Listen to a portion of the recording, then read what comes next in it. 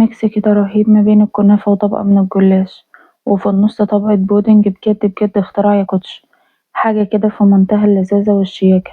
فكرة بسيطة من أفكاري المتواضعة هعملها من بواقي الجلاش. خليكي معايا لآخر الفيديو ويلا بينا نشوف الطريقة. معايا هنا دول 3 كوبايات حليب أو لبن مغلي من قبل كده ومتبردين بنفس المج ده، هو نفس المج الأبيض الإزاز الشفاف العادي. معايا هنا معلقة كبيرة لبن بودر، معلقة كبيرة كريم شانتيه، معلقة كبيرة سكر، معلقتين كبار نشا. تمام كده، هحطهم كده على اللبن وهبدأ أقلبهم على البارد، وبعد كده هرفعهم على النار لحد ما القوام يتقل. انا مش عاوزة القوام يكون تقيل قوي ولا خفيف قوي زي قوام الكيك كده. شايفين كده؟ هو كده تقل معايا وده القوام المظبوط اللي انا عاوزاه. هنركن بقى البودنج على جنب ويلا بينا نشوف الكنافة هنعمل فيها ايه. معايا هنا حوالي 300 جرام كنافة، وده سمنة بلدي على زيت. هبدأ بقى اضيفها عليها كده، ممكن تحط سمنة بلدي على سمنة نباتي او سمنة بلدي على نباتي على زيت، اللي متوفر عندك اعمليه. هحط بقى شوية كده على الكنافة وابدأ اقلبها كويس جدا، انا عاوزاها زي الرملة المبلولة كده. هغلفها كلها بالسمنة. انا لقيتها محتاجة شوية هضيفهم كمان. تمام كده، وابدأ اقلبها بقى كلها.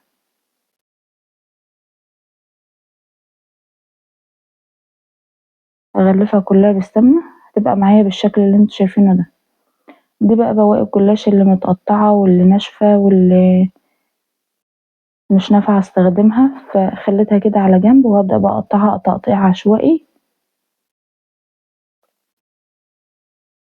هقطعها كده بالمقص اي تقطيعة تكون ناعمة. تمام كده،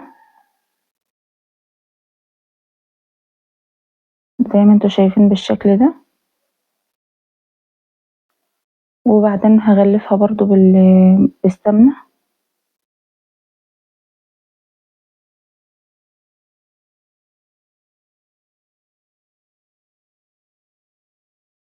قطعتها كده معايا وحاولت افككها من بعضها زي ما انتوا شايفين كده بالشكل ده.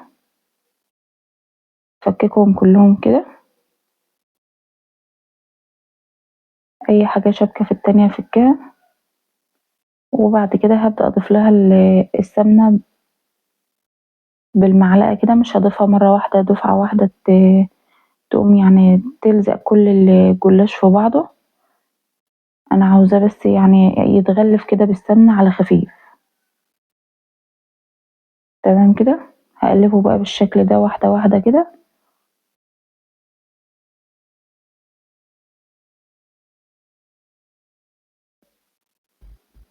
وبعد كده هجيب بقى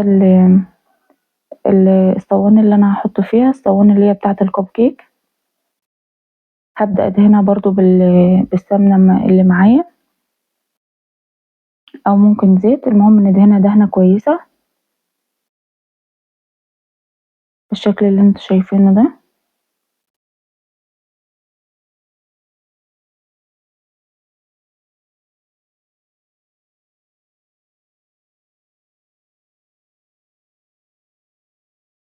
المقدار ده عمل لي 24 كب من اللي انتوا شايفينه ده، وفي اخر الفيديو هوريكم الصينيتين مع بعض. هبدأ بقى اوزع الكنافة الاول، ده هتكون اول طبقة معايا. هبدأ بقى افرد الكنافة على جوانب الكب كده زي ما انتوا شايفين كده، بحيث ان انا اعمل حرف عالي للكنافة، عشان لما احط البودنج في النص ما يتحرقش معايا في الفرن. تمام كده،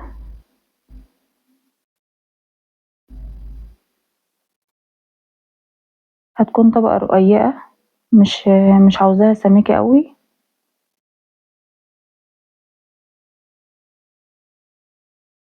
طريقة سهلة وبسيطة جدا، ما خدتش اي وقت معايا زي ما انتوا شايفين كده. عملتهم بقى بالشكل ده وبدأت إن أنا الكنافة اللي طبعا طالعة على الجوانب فوق على الصينية اشيلها علشان متتحرقش وبكوباية كده تكون بنفس المقاس بتاعة الكب وهبدأ بقى أكبس الكنافة زي ما انتوا شايفين كده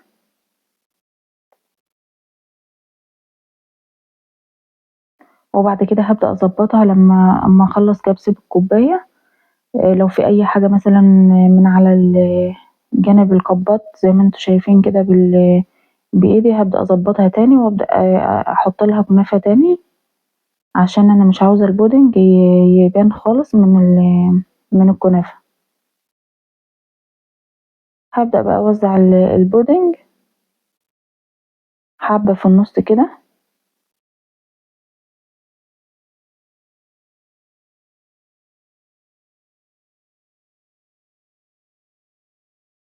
هوزع بقى في كل الصينية وهجيب بقى الجلاش اللي احنا غلفناه بالسمنة وابدأ افككه برضو من بعضه يعني وانت بترصيه كده تحاولي تفكيه بالشكل ده وانت بتحطيه على وش الكب تمام كده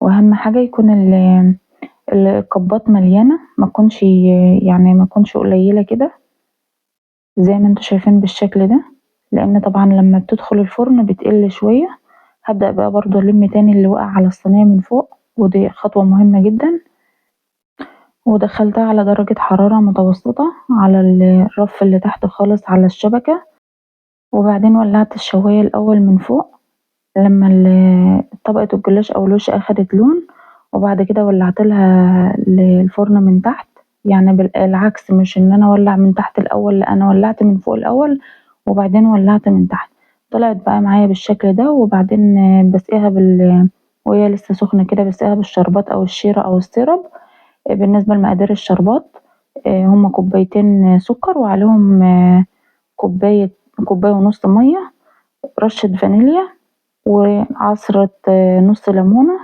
وبعد كده لما من بداية ما تغلي ببدأ أعدلها 10 دقايق وبعد كده بقوم طافية عليها من بعد ما بتغلي 10 دقايق تفضل غليان مستمر لمدة 10 دقايق بالنسبة بقى لطريقة نقلها في ورق الكبات كده هبدأ بقى أنزل بالشوكة من الجنب كده أنزل كده من جميع الجوانب أحركها كده حركة بسيطة وبعد كده هقوم لفاها لفة يمين ولفة شمال وأقوم نازلة بالشوكة للنص من تحت وأقوم رافعاها لفوق تقوم طالعة معايا الخطوة دي مهمة جدا علشان ما تتهرست منك تمام كده طبعا أنا استنيت عليها لحد ما شربت الشربات وبردت شوية وبعد كده بدأت أنقلها يا رب تكون الخطوة دي واضحة قدامك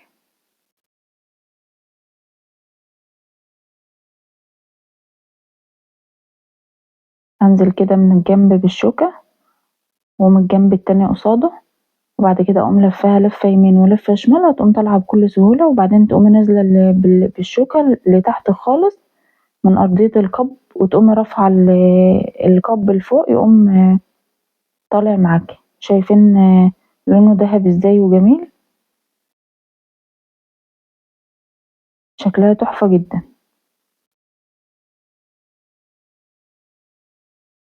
دي كده 24 كب اللي أنا عملتهم وللأمانة يعني كان كمية الجلاش اللي كانت قدامي ما كانتش كفت فزودت عليها تاني شوية جلاش لأن هي بتاخد طبقة يعني الكب لازم يتملى بجلاش من فوق لأن لما بيدخل الفرن بيقل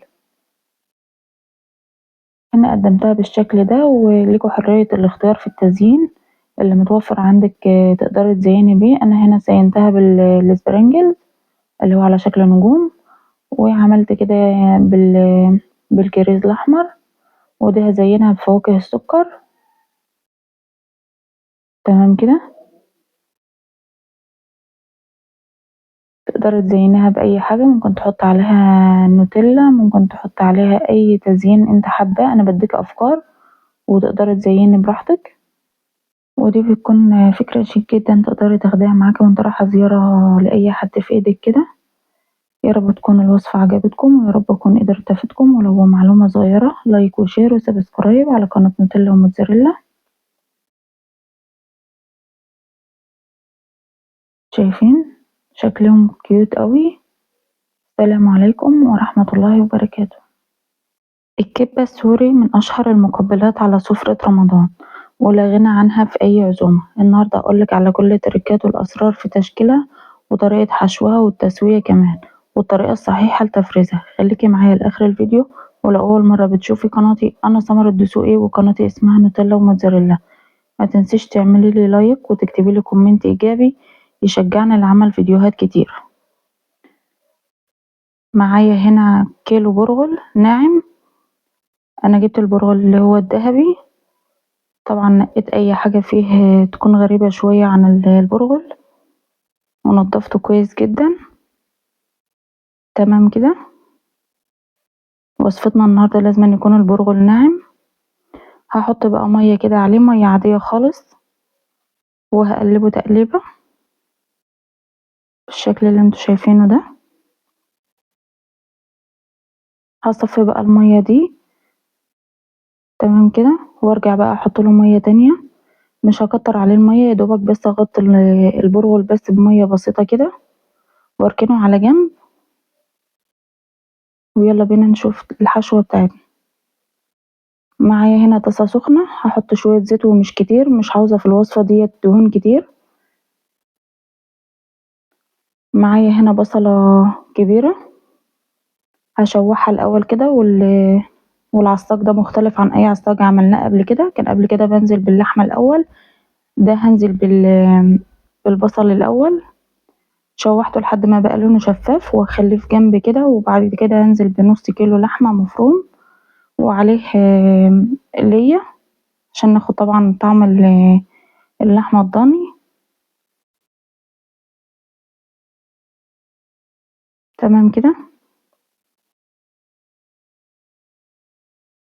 هبدأ بقى افكها من بعضها كده علشان تبقى ناعمة معايا. والخطوة دي مهمة جدا، مش عايزة اي تكتلات في اللحمة. ممكن تهرسها بالهراسة بتاعة البطاطس. هقلبها بقى لحد ما تاخد لون بني كده، وبعد كده هدمج معاها البصل البصل والثوم. انا نسيت اقولك في الاول خالص ان فيه فصين ثوم على البصل. تمام كده. هقلبهم كويس جدا لحد ما المكونات كلها تبقى ناشفة معايا. معايا هنا البهارات، نص معلقة كبيرة 7 بهارات، نص معلقة كبيرة، نص معلقة صغيرة قرفة مطحونة، ومعلقة صغيرة ملح، ومعلقة صغيرة فلفل اسود، ونص معلقة صغيرة حبهان مطحون، نص كوباية عين جمل مجروش، ودي اختياري. طبعا انا رفعت الحشوة من على النار، وحطيت بقى البهارات، وحطيت عين الجمل، ودي معلقة كبيرة من دبس الرمان. شايفين الحشوة مفيش فيها اي دهون ولا اي مية خالص، ولو فيها تحطيها في مصفى وتصفيها. تمام كده. هنا كان البرغل نفش معايا بالشكل ده. هبدأ اضيف له بصلة، وما نكترش البصل هنا خالص. ومعايا هنا اللحم الهبرة او اللحم الاحمر اللي مش فيه دهن خالص او عروق بيضة. تمام كده. ومعايا 3 فصوص توم. البهارات بقى، نص معلقة صغيرة قرفة مطحونة، نص معلقة صغيرة نص معلقة كبيرة اسفة بردقوش او مردقوش، نص معلقة كبيرة 7 بهارات، مرقة لحمة سواء فورية أو مكعب، نص معلقة كبيرة توابل الشرق، واللي هي معروفة بالبهارات البطاطس، اسمها توابل الشرق الأقصى. تمام كده. ونص معلقة كبيرة كمون، ومعلقة صغيرة فلفل أسود، ومعلقة كبيرة ملح. ومعايا هنا 5 مكعبات تلج، ودي مهمة جدا في الوصفة بتاعتنا. فرمتهم على الوش الناعم كويس جدا مرتين. ولو انت بتفرمي في كبة، بتحطي اللحم الأول تفرميه، بعد كده بتضيفي له البرغل. تمام كده. لو انتِ بقى بتعملي الحركة دي بإيدِك كده وبتلزق في إيدِك بتقدري تضيفي من معلقتين ل3 معالق دقيق لحد ما تتماسك معاكِ وتبقى بالقوام اللي انتِ شايفاه ده. تمام كده. هيبقى معايا برضه مَيّة بتلج كده جنبي علشان كل شوية أبِل إيدي بيها، وهنبدأ بقى في تشكيل الوصفة بتاعتنا أو الكبة بتاعتنا. تمام كده. هاعمل كورة بالشكل اللي انتِ شايفاه ده، وهاحاول أخلي الحرف بتاع الكبة يكون يعني رقيق إلى حدٍ ما، وهاضيف لها بقى الحشوة وأبدأ أعمل الشكل اللي انتوا شايفينه ده اللي هو شكل الكوبيبة أو الكبة اللي احنا عارفينه، وأبدأ أبل إيدي بقى كل شوية كده، كل شوية نبل إيدنا ونمشيها على الكوبيبة من برا. تمام كده. علشان لو في أي تشققات معايا نقفلها. الخطوة دي مهمة جدا لأن لو ماتعملتش كويس هتفك منك في الزيت. تمام كده. باعملها كورة بالشكل ده وبارجع أعملها على شكل صابع.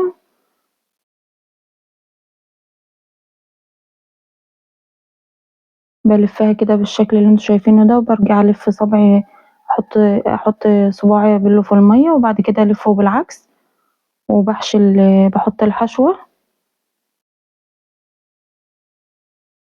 وبقفلها كويس بالشكل اللي انتوا شايفينه ده. سهلة وبسيطة جدا. أهم حاجة يكون السطح بتاعها أو شكل الكوبيبة من برا ميكونش صوابعك معلمة فيها خالص. تمام كده. وتكون شكلها ملس من برا ويكون كل التشققات اللي فيها مش باينة خالص زي ما انتوا شايفين كده. هبدأ بقى أرصهم واحدة جنب التانية. وطريقة تفريزها هنحطها مثلا على صينية أو على بلانشة أو على أي حاجة مسطحة واحدة جنب التانية، وبعد كده هندخلها الفريزر لحد ما تتجمد. بعد كده نحطها في الأطباق أو العلب اللي انت هتحفظي فيها. جبت هنا جزرة أو خيارة لفتها كده بالاسترتش عشان طبعا هستخدمها تاني، وبليتها. وبعد كده دي اللي مش عارفة مثلا أو المبتدئين اللي مش عارفين يعملوها بإيدك كده، وبعدين بتعمليها كرة وبتلفيها زي ما انت شفتي كده، وهي نفس الطريقة بالظبط. بتقعدي تعمليها بالمية ولحد ما يبقى شكلها متساوي خالص،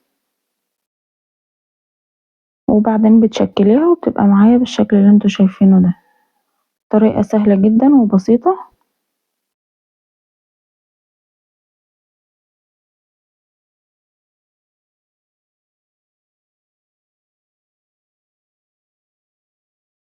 لازم يكون البرغل ناعم. طب لو مفيش عندي كبة ولا مفيش ولا مفرمة أعمل ايه؟ تقدري تعجنيها بس هي هتاخد منك وقت. بتعجنيها بقى على ايدك. تمام كده. نعمل بقى آخر واحدة. تعملي برضو كورة وبعدين تشكليها على شكل صابع كده، وبعد كده تلفي صباعك جواها مرة وبعدين تبلي ايدك وبعدين ترجعي تلفي العكس بتتشكل معاكي.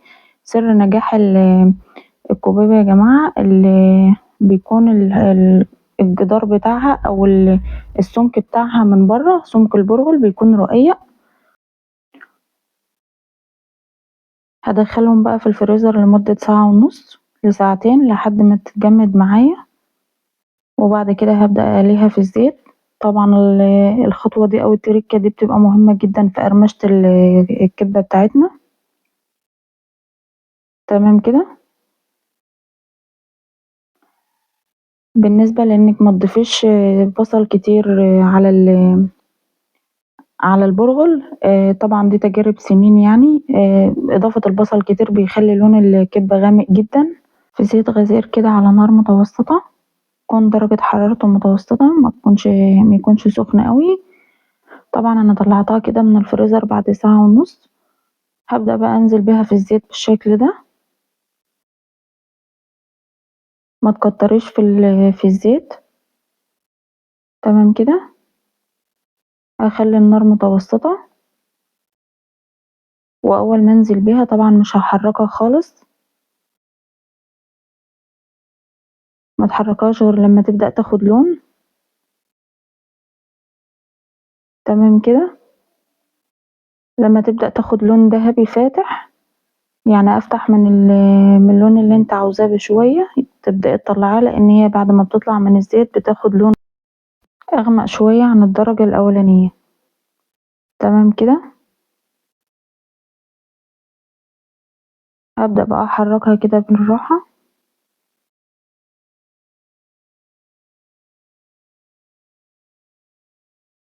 شايفين جمالها؟ تحفة بجد. طبعا لو احنا مش مظبطين الكفر بتاع الكبة من بره، فهتبدأ تفتح معانا في الوقت ده. كمان عدم إضافة بصل كتير في الوقت ده بيبان، بيكون لون الكفر من بره بيكون غامق. هبدأ أضيف بقى واحدة ورا التانية بالراحة. طبعا أنا جايباهم متلجين وبنزلهم في الزيت وهم متلجين برضو،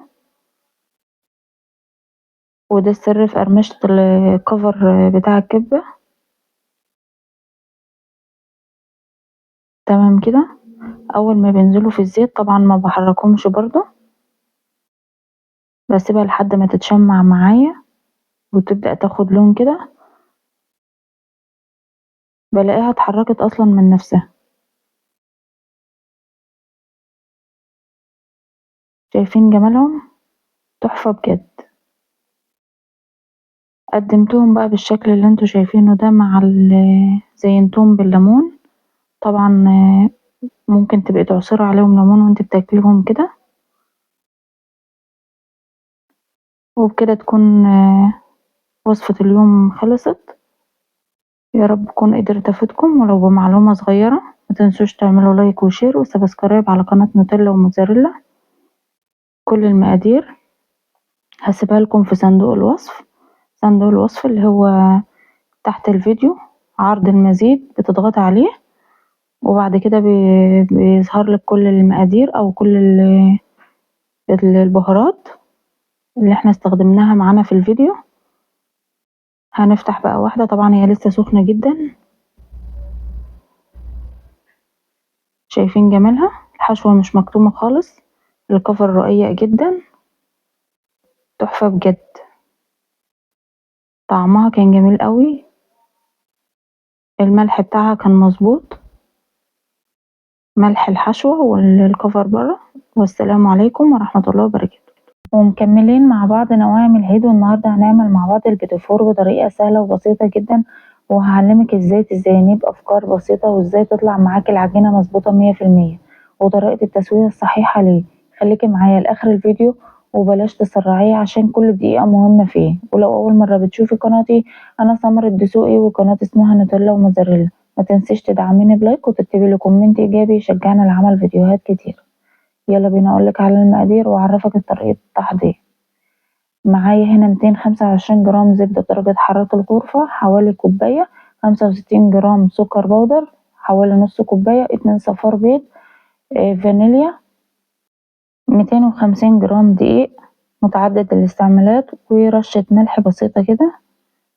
قلبتها كده في الدقيق، وبعد كده هنزل بقى بالزبدة الأول، وهنزل عليها بالسكر البودر. والسكر لازم يكون منخول عشان أي تكتلات فيه. هبدأ بقى أضرب كده على سرعة قليلة في الأول، وبعد كده هعلي السرعة لحد ما لون الزبدة يفتح معايا ويكون القوام بتاعها هش. هبدأ بقى أضيف صفار البيض واحدة، وبعدين لما تختفي من قدامي أبدأ أضيف التانية، ورشة فانيليا.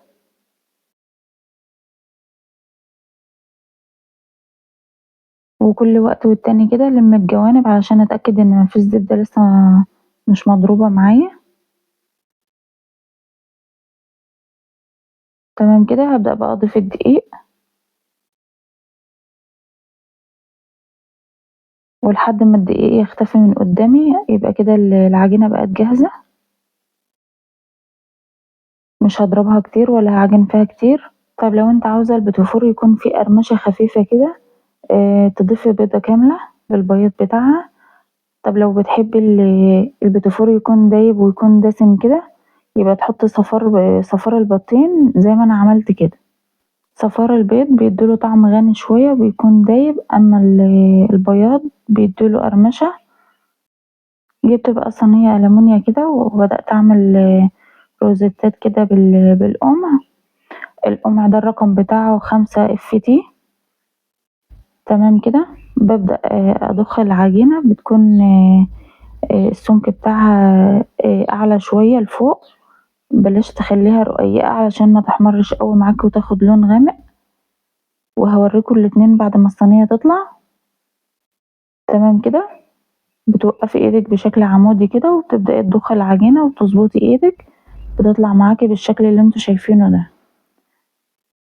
طبعا قبل التسوية خالص بتكوني عاملة تيست او اختبار كده للعجينة، بتعملي روزتين 3 كده او 4 في صينية صغيرة، بتدخليهم الفرن بتشوفيهم هيفرشوا معاكي ولا لا. طب لو فرشت معاكي تعملي ايه؟ تحطي من 2 ل3 معالق دقيق، او على حسب ما يكون قوام العجينة يمسك معاكي، وده بيختلف من دقيق للتاني. تمام كده. اما لو ما فرشتش معاكي يبقى كده العجينة مظبوطة 100%. جبت كده المعلقة بتاعت عسل النحل وبدأت انزل بيها كده في النص، بساوي المنطقة اللي هي في النص دي عشان وقت التزيين تكون سهلة معايا واعرف ازينها. ولو هي مش عندك المعلقة دي ممكن تعملها بصباعك كده عادي، مفيش اي مشكلة. تمام كده. هدخلها بقى على درجة حرارة 180، الرف اللي في النص. وطبعا انا مسخنة الفرن من قبلها بربع ساعة. اخدت معايا لون من تحت، وبدأت افتح الشواية احمر وشها من فوق بالشكل اللي انتوا شايفينه ده. شايفين بقى اللي لونهم غامق هناك، دول اللي كانوا رقيقين جدا. اخدوا لون بسرعة عن باقي الصينية.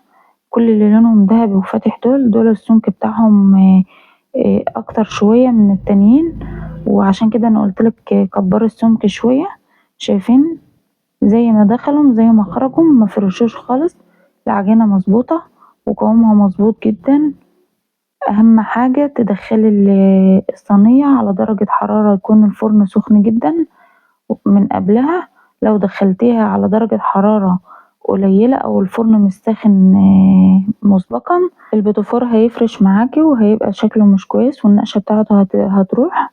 تمام كده. عموما كل نواعم العيد لازم يكون الفرن ساخن قبلها بربع ساعة، ويكون درجة حرارته عالية جدا. بعد كده بتدخلي الصينية، بتستني حوالي 5 دقايق لحد ما تحسي ان البيتيفور نشف كده من بره واتغلف من بره. بعد كده بتبدأي تهدي عليه على درجة حرارة 180. وبعد كده بتبدأي لما ياخد لون من تحت تفتحي عليه الشواية، وبيطلع معايا بالشكل اللي انتوا شايفينه ده، واخد اللون الذهبي من فوق زي من تحت. ودي التسوية الصحيحة للبيتيفور. زي ما انتوا شايفين بالشكل ده، النقشة ما راحتش وزي ما هي، لان العجينة بتاعتي مظبوطة 100%. اهم حاجة تعملي التيست اللي في الاول، اللي هو الاختبار اللي بتشوفي العجينة هتفرش معاكي ولا لا. شايفين دايب ازاي؟ تحفة بجد، وكان طعمه جميل جدا. شايفين عجينة مظبوطة 100%. عملت طبعا الشكل اللي هو بالكاكاو الخام ده. نقصت 3 معالق دقيق وضفت للدقيق 3 معالق كاكاو.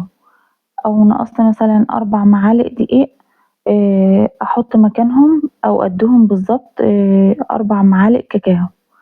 تمام كده. معايا هنا كل الحاجات اللي انا بزين بيها. لوز مبشور، بندق مبشور، اسبرنجلز، نجوم، ومنها ذهبي برضه. وجايبة هنا شوكولاتة بيضة وشوكولاتة دارك وفرماسيل لونه فضي وفستق مبشور او مجروش وسبرنجلز بني على فضي. هبدأ بقى ألزق البيتيفور بالشوكولاتة. انا هلزقه بالشوكولاتة، مش هلزقه بالمربى. المربى بتطر البيتيفور، اما الشوكولاتة بتفضل محافظة على القرمشة بتاعته. تمام كده. بالنسبة لتسييح الشوكولاتة سيحتها على حمام مائي ومعاه معلقتين زيت. طب لو حطيتيها في الميكروويف وحجرت منك تعملي فيها ايه؟ تحط عليها معلقتين زيت وتحطها على حمام مائي وتضربها كويس جدا، هتطلع معاكي كويسة اوي. تمام كده. طب لو انت عاوزة تسيحيها في الميكروويف هتسيحيها على قد ايه؟ هتسيحيها على 30 ثانية وتحطي معاها قبلها معلقتين زيت وبعدين هتطلع معاكي سايحة. عملت الأفكار بالتزيين بالشكل اللي انتوا شايفينه ده، لزقت اتنين في بعض ونزلتها في الشوكولاتة، وبعد كده غطيتها ببشر اللوز أو بشر البندق. وهنا جبت كده نجمة من اللي هي السبرينجلز الأبيض وحطيتها في النص. وهكذا بقى هعمل أشكال كتيرة، وهي مجرد أفكار بديهالك انت تقدري تزيني بحسب الإمكانيات واللي متوفر عندك تقدري تستخدميه وتستعمليه. تمام كده. بالنسبة للبيتيفور ما بتضافش ليه أي بيكنج باودر خالص، بنكتفي بالبيض وخلاص على كده. البيكنج باودر بيخليه هش أوي زيادة عن اللزوم وبيخلي العجينة مش حلوة خالص. تمام كده. أهم حاجة يكون الفرن متسخن مسبقا زي ما أنا قلت في الأول. طبعا ده خطوة مهمة جدا في التسوية وبتحافظلك على النقشة بتاعة الروزيتات أو البيتيفور. قبل ما تبدأي سخني الفرن على درجة حرارة 200 وبعد كده بتبدأي تدخلي الصينية لحد ما تحسي ان البيتيفور نشف كده من بره، وبعد كده بتبدأي تهدي عليه. بالنسبة لنوع الدقيق أنا مستخدمة الدقيق اللي هو متعدد الاستعمال من عند العطار. الدقيق ده سايب. وبالنسبة للدقيق اللي هو بتاع الكحك والبسكوت الدقيق ده بصراحة ما حبتوش خالص، لأن هو مش بيمتص الزبدة ولا بيمتص السمنة زي الدقيق اللي هو متعدد الاستعمالات. الدقيق اللي هو متعدد الاستعمالات ده بيدي نتيجة مظبوطة 100%، وبيديكي قوام العجينة حلو جدا ومظبوط من أول مرة. أما بالنسبة للماتيريال والحاجات اللي استخدمتها في التزيين اللي هي الشوكولاتات واللوز المبشور والبندق المبشور والسبرينجلز والحاجات دي، الحاجات دي أنا بجيبها من عند مستلزمات الحلويات. موجودة متوفرة كل حاجة عنده. تمام كده. عملت كذا فكرة بالشكل ده ويا رب تكون الأفكار كلها عجبتكم. وريني كل الأفكار بتاعكم في التطبيقات. أنا هنا نزلتها في الشوكولاتة وبعدين نزلتها في الفستق المبشور وحطيتها كده على صينية مفروش عليها كيس علشان الشوكولاتة ما تلزقش للصينية. بحاول أوفق كل اتنين مقاس واحد علشان يبقوا قد بعض بالشكل ده، متكونش واحدة كبيرة عن واحدة. وبنزلها في الشوكولاتة وببدأ أنزلها في الفستق زي ما انتوا شايفين بالشكل ده، وهكذا بقى لحد ما تخلصي كل الكمية اللي موجودة عندك. يا رب تكون الأفكار بتاعة التزيين عجبتكم.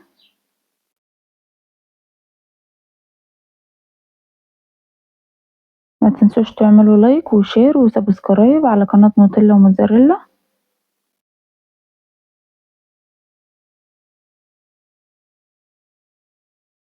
بالشكل اللي انتوا شايفينه ده. شكلها تحفة جدا وشيك قوي. كل المقادير هسيبها لكم في الديسكريبشن او صندوق الوصف. صندوق الوصف اللي هو ايه؟ اللي هو عرض المزيد تحت الفيديو، بتضغط عليه بتلاقي كل المقادير مكتوبة. شايفين كده بالشكل ده كل التزيين اللي انا او كل البوتيفور اللي انا زينته. طبعا الشوكولاتة نشفت. هبدأ بقى ارصها في العلبة بالشكل ده. هعمل كل صف شكل. تمام كده. طريقته سهلة وبسيطة جدا، ما اخدش مننا وقت ولا تكلفة كبيرة. انا نازلة بمقادير بالجرامات عشان عارفة ان الحاجة غالية جدا وعشان تعملي كمية قليلة. لو حابة تعملي كمية اكتر تقدري تضاعفي المقادير زي ما تحبي. يا رب يكون الفيديو عجبكم، ويا رب يكون أفكار التزيين عجبتكم. طبعا أنا عارفة إن عندكم أفكار أحسن وأرقى بكتير. يا رب أكون قدرت أفيدكم ولو بمعلومة صغيرة. ما تنسوش تعملوا لايك وشير وسبسكرايب على قناة نوتيلا وموتزاريلا.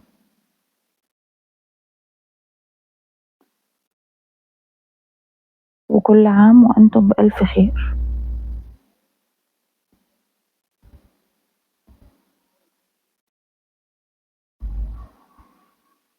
شايفين جمال العلبة لما اترصت؟ شايفين جمال البوتيفور كان بقى شكله تحفة ازاي؟ بجد تحفة جدا. مستنية كومنتاتكم اللي بتشجعني دايما.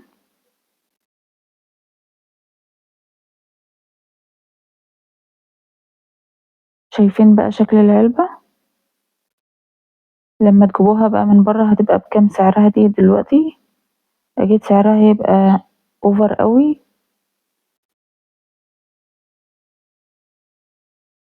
تحفة بجد.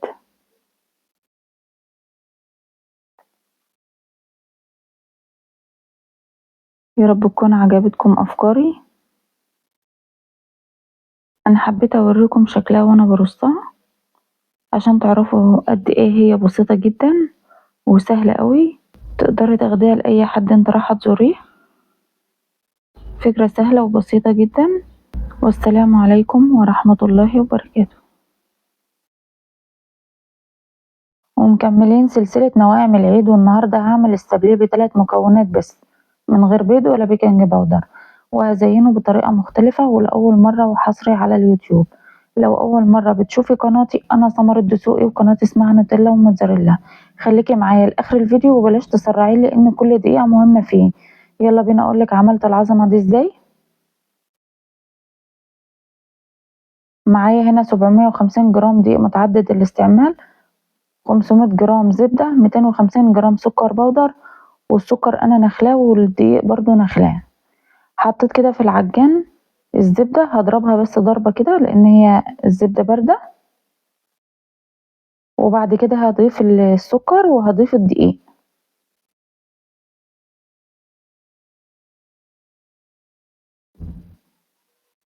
كل دفعة واحدة بالشكل ده. وهبدأ اعجن بقى. مجرد ما كل المكونات تختلط مع بعضها هوقف العجان. حطيت هنا رشة فانيليا. وحطيت كمان رشة ملح خفيفة. هنزل بقى على الجوانب بالشكل ده عشان مفيش دقيق يفضل على الجوانب بتاعة البولة. شايفين العجينة طرت ازاي؟ هديلها برضو تقليبة بايدي كده عشان اتأكد ان معادش فيه دقيق خلاص.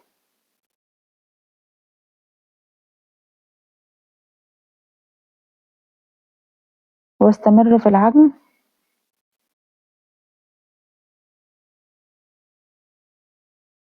لحد ما كل المكونات تختلط مع بعضها. قوام العجينة بقى كده تمام زي ما انتوا شايفين بالشكل ده. ويلا بينا نبدأ في تشكيل السابليه. معايا هنا القوالب اللي هي الستانلس دي، والقطاعات البلاستيك، اشكال كتيرة. كل الحاجات دي بتيجي من عند مستلزمات الحلويات. ومعايا العجلة اللي هي فيها كذا شكل دي. تمام كده. هجيب بقى، لازم تفردي العجينة على مفرش سيليكون. جبت كده قطعة من العجين وفردت عليها كيس. وهبدأ بقى افردها بالنشابة كده. انا عاوزة السمك بتاعها ولا هو رقيق قوي ولا هو سميك قوي، لان انا هلزق القطعتين مع بعض. طريقة فرد العجينة من النص لفوق ومن النص لتحت. تمام كده. هجيب بقى القطاعة اللي هي الشكل بيضاوي دي. وهبدأ بقى اعمل القطع اللي انا هعملها عدد زوجي عشان انا هلزق كل اتنين في بعض. شكلي بقى زي ما انت عاوزة كل الاشكال اللي انت حباها. لو العجينة بقى ساحت منِّك والجو حَر في الوقت ده، تقدري تاخدي المفرش ده على صينية أو على بلانشة وبتدخّليه الفريزر لمدة نُص ساعة وبعد كده بتخرّجيه، بتعرفي تتحكمي بقى في العجينة بالشكل اللي أنتِ شايفاه ده، وبتقدري تنقليها في الصينية. تمام كده؟ أنا هنا ما دخّلتهاش الفريزر خالص، أنا خلّصت عجن وبدأت فيها تشكيل على طول. شايفين العجينة جميلة إزاي؟ متماسكة جدًا وباعرف أتحكم فيها. طبعًا الجو لسه برد وشتا، فالعجينة مش سايحة معايا خالص. هابدأ بقى أشكِّل القوالب بالشكل ده. هاجيب قطعة من العجين كده وأبدأ أسكِّنها في القالب وأشيل الزوايد، وحاولي تخلّي سمك العجينة برضه لا هو رقيق أوي ولا هي سميكة أوي، واعملي حسابِك إن هي أصلًا بتزيد جوّه القالب نفسه. تمام كده؟ طبعًا ما ننساش الاختبار أو التيست اللي إحنا بنعمله كل مرّة في كل نواعم العيد. لمّا بتبدئي تشكيل في العجينة بتاخدي قطعتين بتدخّليهم الفرن، بتشوفي العجينة هتفرش معاكِ والّا لأ. طبعًا لو كانت بتفرش معاكِ بتزوّدي من معلقتين ل3 معالق دقيق، بحيث إن العجينة تكون تقيلة معاكِ وتقدري تتحكمي فيها كويس جدًا. طب لو ما فرشتش معاكِ يبقى هي العجينة مضبوطة 100%. تمام كده؟ هابدأ بقى أخرّم العجينة بخلة أسنان كده أو خلة شيش طاووق علشان ما تقبّش معايا، وبعد كده باحطها في الصينية الألمونيوم مع القطع اللي أنا باعملها دي. جِبت العجلة كده وبدأت أمشّيها، أثبّتها الأول على أي رسمة أنا عاوزاها وبعد كده باقوم محرّكاها بسرعة تقوم عاملة لي الأشكال اللي أنتم شايفينها دي. جِبت كده القطّاعة اللي هي بتاعة عجينة السُكّر وهابدأ أعمل أشكال أو أفرّغ الجزء اللي هو في النُص ده. تمام كده؟ وطبعًا كل شكل من دول ليه قطعة تانية مش متفرّغة. إحنا بنعمل العدد زوجي يا جماعة. هابدأ أرفع كده طرف المفرش وبعد كده هاقوم مطلّعة القطعة زي ما أنتِ شايفة كده بكل سهولة. طريقة سهلة جدًا والمكونات سهلة خالص وبسيطة. في الوقت ده باكون مشغّلة الفرن على درجة حرارة 200. طبعًا كل فرن بيختلف عن التاني، في أفران بتكون هادية جدًا وفي أفران بتكون عالية جدًا. أهم حاجة يكون الفرن ساخن قبل ما تدخّلي الصينية. بعد كده بتدخّلي الصينية وبتنتظري ييجي 10 دقايق كده وبعد كده بتبدئي توطّي عليها أو تهدّي عليها النار لحد ما تاخد لون خفيف دهبي كده، اللي هو اللون الدهبي الأشقر. أهم حاجة ما تهدّيش عليها النار أول ما تدخل علشان العجينة ما تفرشش معاكِ والعجين يطرد الزبدة. تمام كده؟ لو الفرن بتاعِك ما بيدّيش لون من فوق تقدري تطفّي من تحت وتشغّلي الشواية وبعد كده تدّي لها لون دهبي من فوق. تمام كده؟ وكل ده في الرف اللي في النُص. هاعمل هنا اللون اللي هو البني اللي بالكاكاو، حطيت كده معلقة كاكاو وهابدأ أعجن العجينة كويس لحد ما أوصل للون اللي أنا عاوزاه، ولو لقيتها فاتحة بازوّد لها كاكاو تاني، ده الكاكاو ده خام، لحد ما أوصل للون اللي أنتم شايفينه ده. هابدأ أعمل كده اللي هو شكل الشجرة ده، وبعد كده هابدأ أرصها في الصينية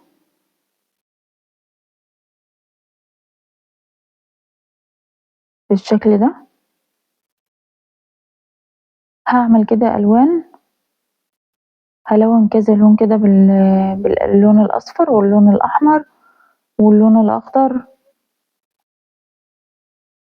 واللون اللي هو البربل أو البنفسجي.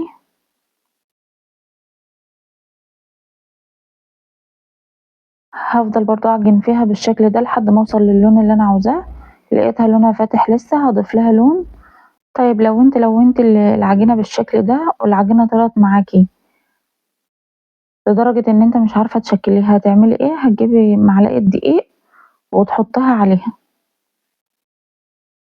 أو مش شرط معلقة، يعني لحد ما تبقى قوام العجينة تعرفي إن هي بقت مضبوطة كده و100% وهتعرفي تشكّلي بيها، ما عدتيش تضيفي بقى دقيق بعدها.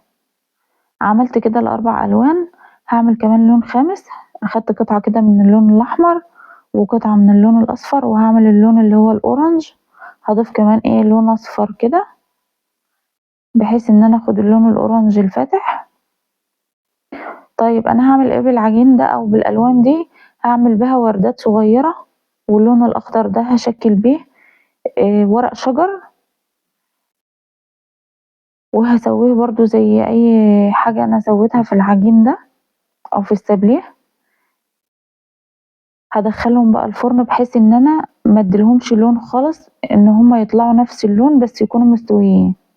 شايفين أنا بامسك القطعة بإيدي إزاي، أنا هنا على فكرة كنت سويتهم خلاص وخرّجتهم ودُولة كمان كانوا خلصوا معايا، عملت اللون اللي هو البني واللون اللي هو الأبيض الأساسي، وبعد كده خرّجتهم من الفرن وهابدأ بقى ألزق السابليه بالشوكولاتة، ممكن تلزقيه بالمربى بس بصراحة أنا بافضّل الشوكولاتة عن المربى لإن بيفضل محتفظ بقرمشته، إنما المربى بيضطر السابليه. بالنسبة للشوكولاتة أنا سيّحتها إزاي، حطيتها على حمام مائي وحطيت معاها معلقتين زيت أو لحد ما القوام بتاع الشوكولاتة يكون سايل، يعني أنتِ تضيفي زيت لحد ما يكون القوام بتاع الشوكولاتة سايل بالشكل ده عشان تعرفي تغطّسي فيها السابليه، لإن في شوكولاتات بتاخد أزيد من معلقتين زيت، تمام كده؟ طبعًا الزيت بيدّيها لمعان حلو أوي، وممكن تسيّحيها برضه في الميكروويف. هنا أنا عملت أنا لزقت كل قطعتين مع بعض ونزّلتهم في الشوكولاتة بالشكل ده، وبسرعة على طول باقوم جايبة الوردات اللي هي الصغيرة دي وبابدأ أحطها فوق الشوكولاتة قبل ما تنشف عشان تلزق فيها، أهو بالشكل اللي أنتِ شايفاه ده، أنا جبت كيس كده وفردته على الصينية وبدأت أشكِّل السابليه بالشكل اللي أنتِ شايفاه ده. بالنسبة للقوالب الستانلس أنا دهنتها الأول بالزيت وبعد كده بدأت أسكّن فيها العجينة، وأول ما طلعت من الفرن على طول وهي سخنة لسه على فوطة كده نضيفة فوطة مطبخ وبتبدئي تقلبي القالب بيطلع معاكِ بكل سهولة، أما لو سِبتيه لحد ما يبرد بيلزق السابليه فيه وبعد كده بتيجي تخرّجيه بيقوم مكسّر، تمام كده؟ أنا هنا باعمل بادهن القوالب ديّة بالشوكولاتة علشان لمّا آجي أحط فيها المُربّة الحليب أو أحشيها بأي حاجة ما تطراش معايا وتفضل برضه مقرمشة زي ما هي.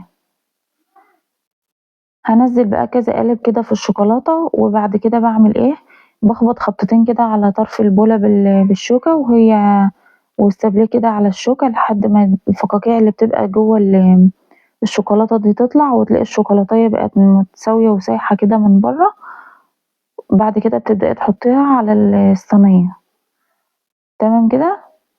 جبت هنا الورقتين الشجر دول ولزقتهم مع بعض بالشكل ده ونزّلتهم في الشوكولاتة، وهابدأ بقى أعمل خبطتين برضه كده على طرف البولة كده، الخطوة دي مهمة جدًا يا جماعة، اللي أهم من الشغل تضبيط الشغل.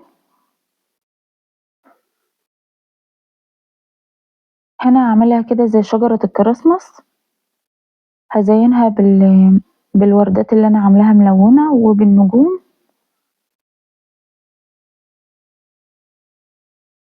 طبعًا أنا عملت أشكال كتيرة جدًا، أنا هنا باحط على دي فستق مجروش، ودي حطيت عليها نجمة باللون الأحمر كده، تقدري تشكّلي بقى زي ما أنتِ حابة. جبت كده القمع وحطيت مُربّة حليب وعملت الشكل ده وبعد كده حطيت عليها وردة، جبت شكل المربع ده ونزّلته كده في الشوكولاتة من زاويتين 2 وبعد كده هبدأ احطله اللوز اللي هو المبشور والبندق برضو المبشور.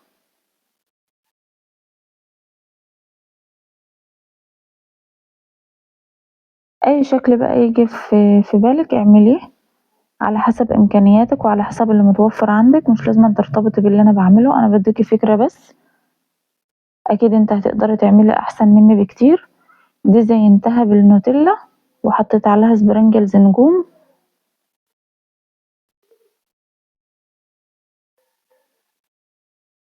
جبت كده سبريد اوريو وبدأت كده اعمله بالقمع بالشكل ده، وبعد كده هحط لها وردة.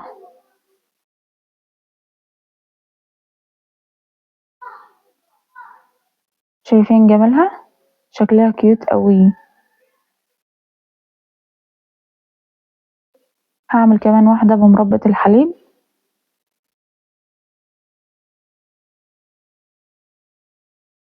تحفة بجد.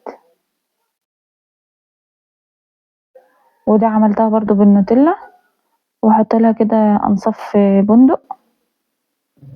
اشكال بقى كتيرة وافكار كتيرة. ودي زينتها برضو بالسبريد الاوريو وحطيت لها لوز، وعملت برضو زيها بعين الجمل. ودي عملتها برضو بالنوتيلا.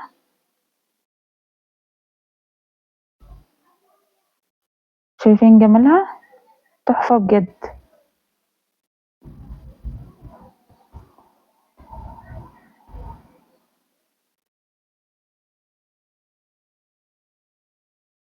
هرصهم بقى بالشكل ده لحد ما اخلص كل الكمية بتاعتي. وبعد كده جبت شوكولاتة في قمع حلواني، قصته قصة صغيرة جدا بالمقص بحيث ان هو ينزل الشوكولاتة خيوط رفيعة جدا بالشكل اللي انت شايفاه ده. وبدأت كده اخطط السابليه. لو انت هتضيفي حاجة للسابليه من فوق، يعني هتزينيه بوردات زي ما انا عاملة كده او هتحط عليه مكسرات، تحطيها وقت ما بيكون الشوكولاتة طرية. ودي اهم حاجة لان انت لو سبتها لما تنشف مش هتلزق معاكي خالص. عملت هنا برضو كيس شوكولاتة من الابيض وقطعته برضو صغير جدا، حتة بسيطة جدا بحيث ان هي برضو تنزل الشوكولاتة خيوط كده. شايفين بقى جمالهم؟ شايفين بقى؟ لو انتوا بتجيبوا الطبق ده من بره هتجيبوه بكام؟ وهي وصفة اصلا مكلفتناش حاجة، من 3 مكونات بس عملت كل الكمية اللي قدامكم دي. شايفين العلبة دي سعرها كام بره دلوقتي؟ بجد بجد انا عاملة عظمة يا جماعة. يا رب يكون الفيديو عجبكم، يا رب اكون قدرت افيدكم. تقدري تاخدي العلبة دي لأي حد انت رايحة تزوريه. شيك قوي. تحفة بجد. ما تنسيش تعملي لايك وتكتبي لي كومنت ايجابي يشجعني لعمل فيديوهات كتيرة. لايك وشير وسبسكرايب على قناة نوتيلا وموتزاريلا. وكل عام وانتم بألف خير، والسلام عليكم ورحمة الله وبركاته. العيد يعني كحك وبسكوت وبتفور وكل نواعم العيد. النهاردة هنعمل مع بعض كحك العيد الدايب، وهعمله على البارد كمان، هعمله بحشوتين مختلفين، وهقولك على طريقة العجن وطريقة نقشه وتشكيله بطريقة مختلفة تماما، والتسوية الصحيحة والدقيق اللي المفروض تستخدميه وهيفرق معاكي في الكحكة نفسها. خليكي معايا لآخر الفيديو وبلاش تسرعي الفيديو عشان كل خطوة مهمة وهتفيدك. أول حاجة هنبدأ بيها وهي مقادير العجمية. معايا هنا 340 جرام عسل نحل، 113 جرام عين جمل، معلقتين كبار دقيق، 3 معالق كبيرة سمنة، معلقة كبيرة سمسم. وهسيبلك المقادير بالجرام في الديسكريبشن أو صندوق الوصف. تمام كده. عين الجمل هنا مجروش، مش مطحون قوي، أنا مكسراه كده بالسكينة بس. في طاسة كده سخنة على النار هنزل بالسمنة، وبعد كده هنزل فوقها بالدقيق. وهقلبهم مع بعض لحد ما ياخدوا لون ذهبي فاتح. انا مش عايزاها تتغمق قوي علشان العجمية ما تغمقش معايا. تمام كده لحد ما غلت معايا كده، وهنزل بقى بالعسل. هقلب بقى كل المكونات مع بعضها كده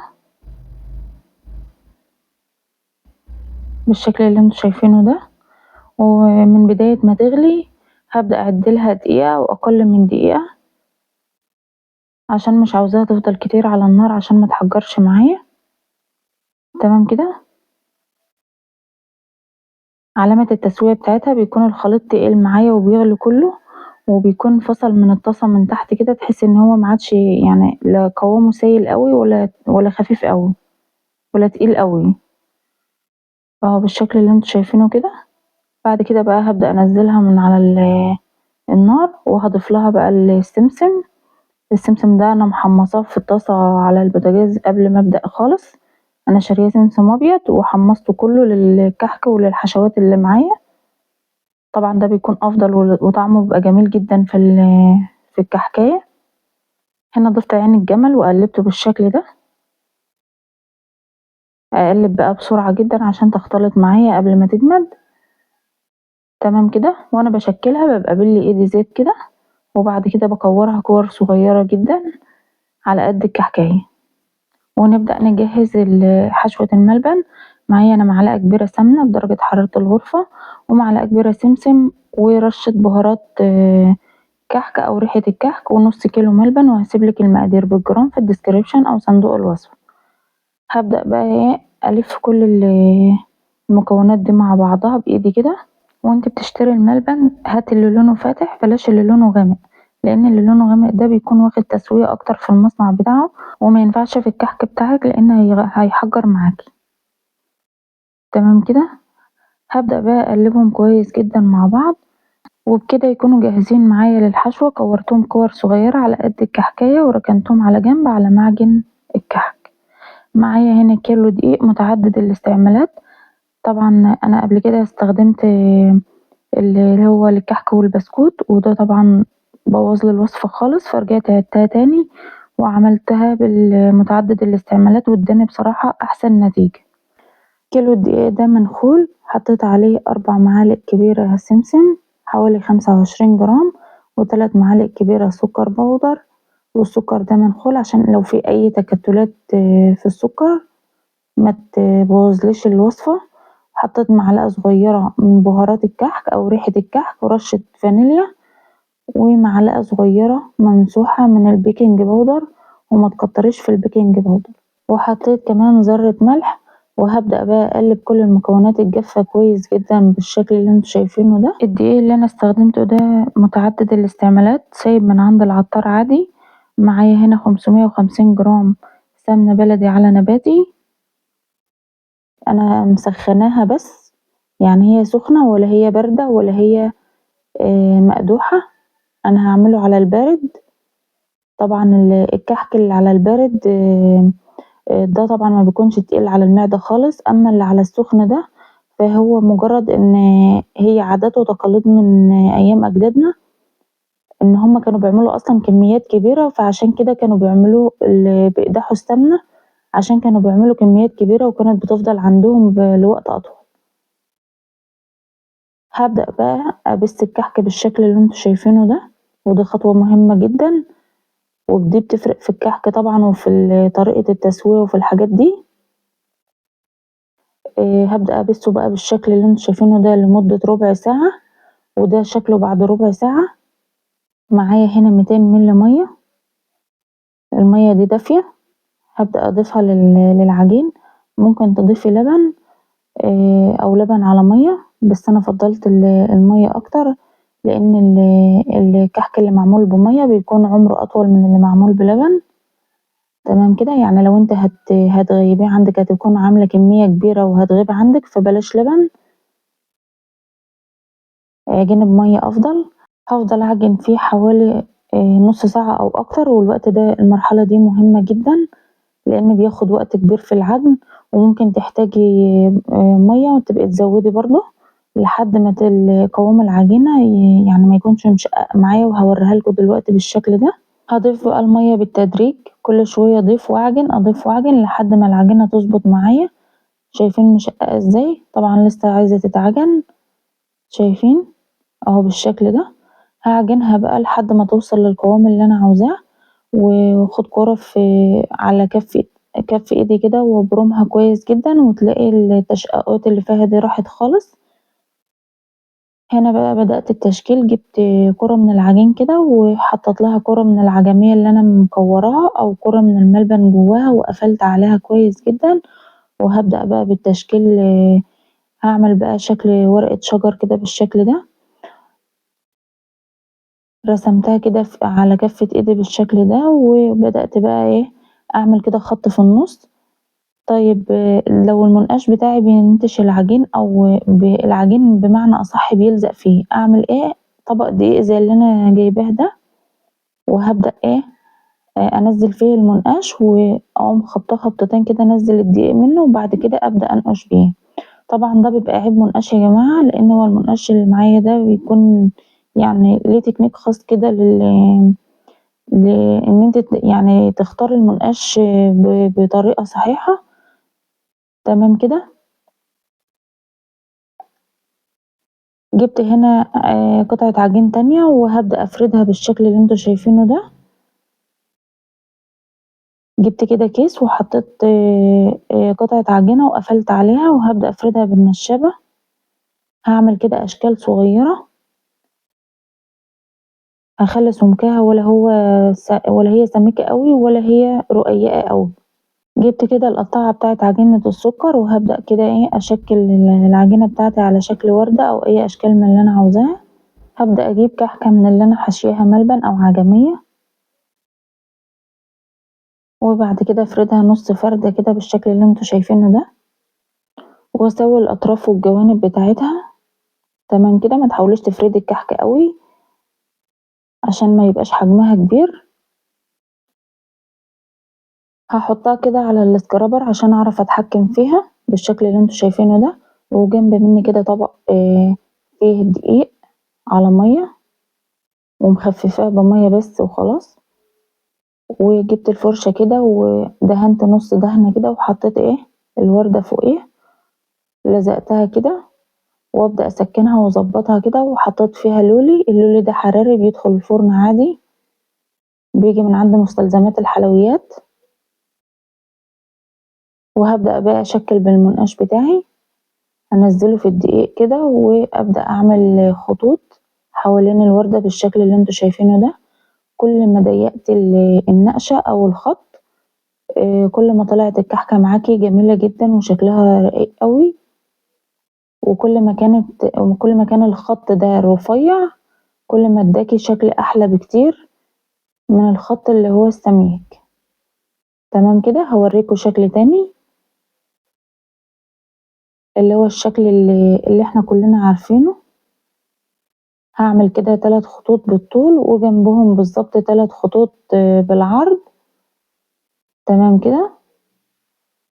وأنتِ بتشتري المنقاش خلّي بالِك تجيبي المنقاش اللي هو لمّا تمسكيه وتضغطي عليه كده يكون هو خفيف أو يكون مش قوي أوي، لإن القوي ده أو الجامد ده هو اللي بينتش معاكِ العجين، إنما اللي بيكون القوام بتاعه ما بيكونش أو المقاومة بتاعته بتكون ضعيفة، ده اللي بيكون كويس جدًا وبينقش معاكِ حلو أوي. بس أنا اتصرّفت الحمد لله يعني عملته في دقيقة. نقشتها بقى بالشكل ده. وتعالوا نتكلم شوية على موضوع التسوية. التسوية يا جماعة لو كانت الكحكاية مش محشية هنعملها على درجة حرارة، يعني لو الكحك سادة هنعمله على درجة حرارة 160، لو الكحك محشي هنعمله على درجة حرارة 180. طب ليه بقى؟ علشان ال180 أعلى شوية، فعشان تحافظلي على الحشوة جوه الكحكاية أو الملبن ما يحجرش معايا ويفقد السوائل اللي فيه، وبعد كده الكحكاية بتاعتي تكون باظت. تمام كده. أمّا ال160 ال160 ليه؟ علشان ال160 أهدى شوية هتسوي لِك الكحكاية كويس جدًا وما تبقاش طرية من قلبها. تمام كده، بنحط الصينية على الرف اللي في النُص، بنسخّن الفرن مسبقًا على درجة حرارة عالية جدًا. خلّي بالِك لو دخّلتِ الكحك على درجة حرارة هادية أو ما يكونش الفرن سِخن أوي، هتفرش معاكِ الكحكاية. تمام كده؟ طيب أنا ممكن الكحكاية تفرش معايا بسبب إيه تاني، بسبب الدقيق اللي أنا مستخدماه أو بسبب السوايل كتير جدًا في العجينة. طب الحل إيه؟ ممكن تضيفي معلقتين ل3 معالق دقيق في الوقت ده، ويا ريت تجرّبي في كحكاية أو 2 قبل ما تبدئي تحطّي يعني صينية كبيرة وتبدأ تبوظ معاكِ. تمام كده؟ طيب لو الكحك شقّق معايا وهو طالع من الفرن بعد ما استوى، هيبقى عيب حاجة من الاتنين، يا إما العجينة فوق الحشوة رقيقة جدًا، يا إما أنتِ ما بسّطيش الكحك كويس أوي، والخطوة بتاعة بَسّ الكحك دي مهمة جدًا. طب لو الملبن لقيته محجّر جوّه الكحكاية، يبقى أنت قعّدتيه كتير في الفرن وخَد تسوية أكتر من اللازم، فعشان كده الملبن فقد السوايل بتاعته وحجّر معاكِ. طيب لو النقشة بتاعة الكحكاية راحت من عليها، يبقى خَد خميرة كتير أو غاب كتير في الخُمر بتاعه. تمام كده، وده السبب بصراحة اللي خلّاني ما أحطّش فيه خميرة وحطّيت فيه بس baking powder وما كتّرتش كمان. حطيته على الشبكة في الرف اللي في النُص لحد ما احمر من تحت وأخد لون دهبي، وبعد كده شغّلت له الشواية على نار هادية أو على أهدى درجة لحد ما أخد لون الدهبي معايا. تمام كده، وطلع بالشكل اللي انتم شايفينه ده. يا رب يكون النقشات اللي أنا عملتها عجبتكم.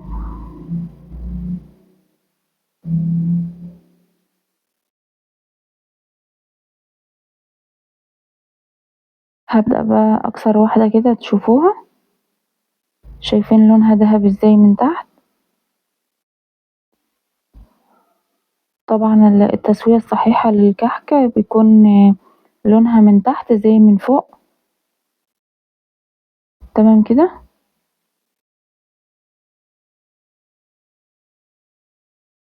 شايفين النقشة ما راحتش ازاي، زي ما هي بالضبط، زي ما دخلتها وزي ما طلعتها، وشكلها في الحقيقة أصغر من كده بكتير، بس أنا مزومة عليها عشان تبقى واضحة ليكم. شايفين الكحكاية قابة ازاي، والملبن طري جواها خالص. شايفة الكحكاية دايبة جدا، تتكسر معايا بسهولة، والملبن طري جدا جواها. جوا كل كحكاية بصراحة حكاية، شكله تحفة جدا، شكله مميز قوي. تقدري تقدميه هدية لأي حد في علبة تكون قيمة كده. الكحكاية دي اللي بالعجمية، العجمية كانت طرية برضو جدا معايا، ما نشفتش ولا حاجة في الكحكاية. طعم السمنة البلدي مع الكحك بيفرق جدا في طعمه، حلو جدا. شايفين العجمية مالية كحكاية من قلبها ازاي، بضغط عليها بإيدي، طرية جدا جدا بالشكل اللي انتوا شايفينه ده. يا رب تكون الوصفة عجبتكم، ويا رب أكون قدرت أفيدكم، ويا رب تكون النقشات بتاعت النهاردة عجبتكم. لايك وشير وسبسكرايب على قناة نوتيلا وموتزاريلا، وكل عام وأنتم بألف خير، والسلام عليكم ورحمة الله وبركاته.